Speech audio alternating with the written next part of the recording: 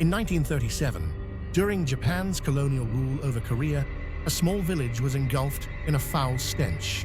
The air reeked of decay, and a mysterious black liquid seeped from the ground. When authorities dug deeper, they uncovered a nightmare.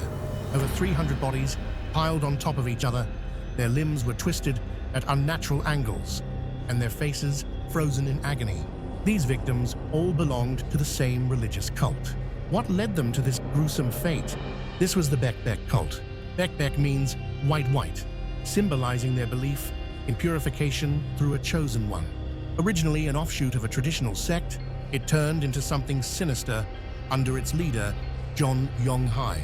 He declared himself divine, demanding total obedience. He preached that the world was ending, and only his followers would be saved. But this wasn't salvation, it was mass murder. John brainwashed his followers, forcing them to surrender their wealth. Those who resisted were executed and secretly buried. Women were taken as his concubines, over 60 in total. Those who became pregnant or lost his favor were swiftly eliminated. In February 1937, Yu Gonyong, a man whose family had fallen victim to Jeon's cult, exposed the truth. His attempt to assassinate Jeon failed, but his report to the police triggered a nationwide investigation.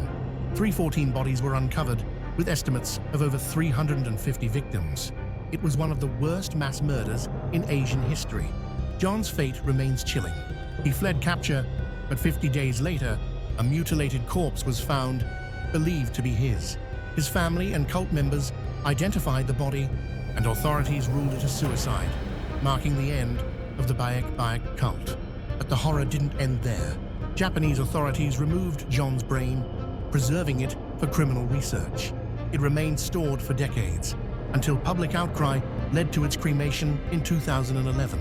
The Baek-baek Cult faded into history, but its nightmare repeated elsewhere. In 1978, in Jonestown, USA, another tragedy struck. Jim Jones led 900 followers to their deaths in a mass suicide.